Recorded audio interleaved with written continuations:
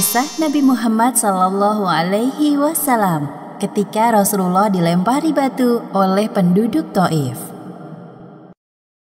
Nabi Muhammad SAW melakukan perjalanan ke Thaif bersama Zaid bin Haritsah.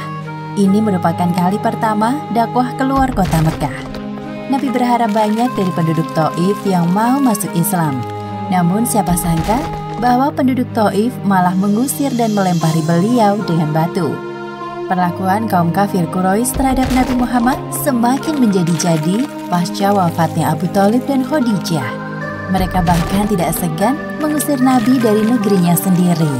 Dalam situasi dan kondisi Rasulullah sekarang, muncul sebuah ide untuk melakukan dakwah keluar kota Mekah. Tepatnya pada bulan Syawal tahun ke-10 kenabian, berangkatlah Rasulullah ke Thaif hanya berdua dengan Zaid bin Haritsah.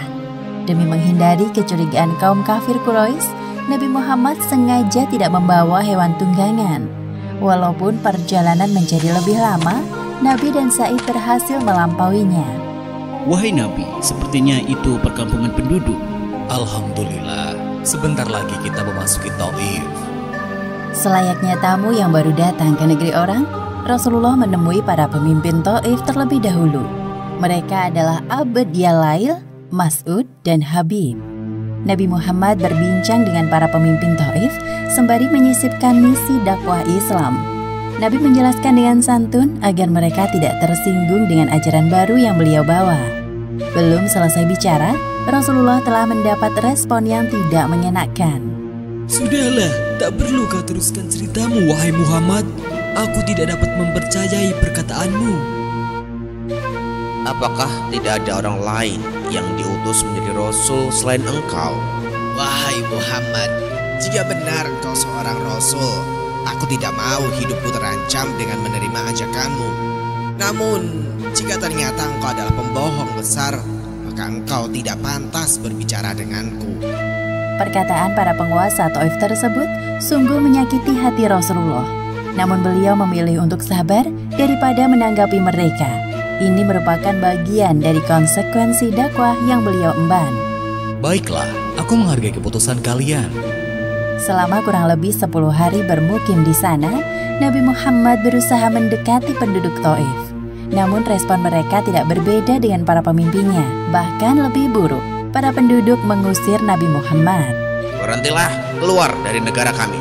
Kami tidak akan mau mengikuti ajaranmu, wahai Muhammad. Pulanglah ke negerimu. Ketika Nabi hendak bersiap-siap pulang, penduduk Thaif telah bersiap melempar beliau dengan batu dan tanah sampai kaki beliau luka-luka. Padahal Zaid telah membentengi Nabi dengan tubuhnya yang besar.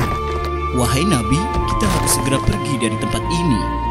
Setelah berlari cukup jauh, sampailah Rasulullah dan Zaid di tembok perbatasan kota. Di sanalah mereka bersembunyi hingga orang-orang berhenti melempari dengan batu. Posisi Nabi Muhammad dan Zaid sekarang 3 km dari kota Thaif. Di dekat mereka terdapat kebun anggur. Nabi dan Zaid beristirahat di dekat pohon yang menghadap ke arah tembok. Di tempat itulah Nabi berdoa kepada Allah Subhanahu wa Ta'ala. Ya Allah, hanya kepada Engkau hamba mengadu. Hamba sama sekali tidak bermaksud untuk mengeluh. Hamba tidak peduli dengan perlakuan manusia. Selama Engkau tidak murka kepadaku, maka hamba terima semua itu. Wahai Tuhan yang Maha Pengasih, jika bukan kepada Engkau, lantas kepada siapa lagi hamba berserah? Hanya Engkau satu-satunya Tuhan yang berhak kami sembah. Dari kejauhan, pemilik tembok yaitu Utbah dan Syaibah memperhatikan Nabi Muhammad yang sedang berdoa. Tiba-tiba hati mereka tersentuh. Kemudian salah satu dari mereka memanggil pelayannya. Wahai Adas, ambilkan setangkai anggur ini untuk 2 orang laki-laki di sana. Baik, Tuan. Ketika Adas meletakkan nampan di dekat Rasulullah, terdengar kalimat yang asing dari bibir beliau. Bismillahirrahmanirrahim. Aku belum pernah mendengar kalimat itu. Kalian pasti bukan penduduk kota ini.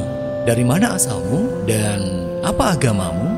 Aku seorang Nasrani dari penduduk Ninawi. Aku pernah mendengar tentang negeri asalmu. Di sana hiduplah laki-laki soleh bernama Yunus bin Matta. Adas terkejut mendengar jawaban dari Nabi Muhammad. Lalu ia mendekatkan diri kepada beliau. Apa yang engkau ketahui tentang Yunus bin Matta? Dia adalah saudaraku, seorang yang dulunya adalah nabi. Demikian pula dengan diriku. Adas menampakkan rasa hormatnya kepada Nabi Muhammad dengan mencium kedua tangan beliau. Sementara itu, kedua majikan Adas terlihat kesal melihat perlakuan Adas terhadap orang asing. Lihatlah wahai saudaraku, budak itu telah menantang kita. Ketika Adas berjalan menuju arah majikannya, salah seorang dari mereka berkata, Apa yang barusan engkau lakukan, wahai Adas? Sungguh memalukan. Mengapa engkau melakukan hal itu untuk orang asing? Wahai tuanku, tidak seorang pun di dunia ini lebih baik dari Muhammad.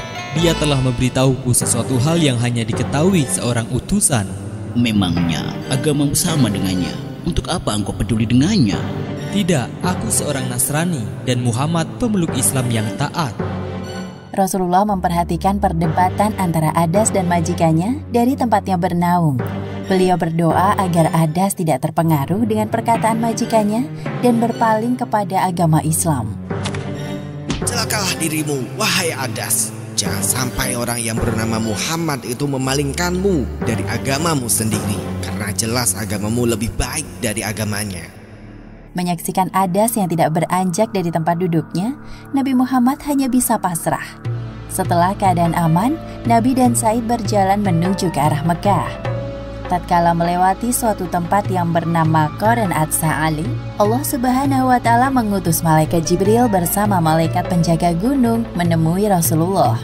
Sesungguhnya Allah Subhanahu wa Ta'ala telah mengetahui perlakuan kaummu. Dia mengutusku bersama malaikat penjaga gunung.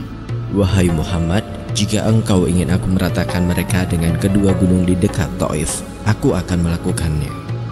Alih-alih membalas perlakuan penduduk Taif, beliau justru mendoakan mereka. Jangan lakukan itu.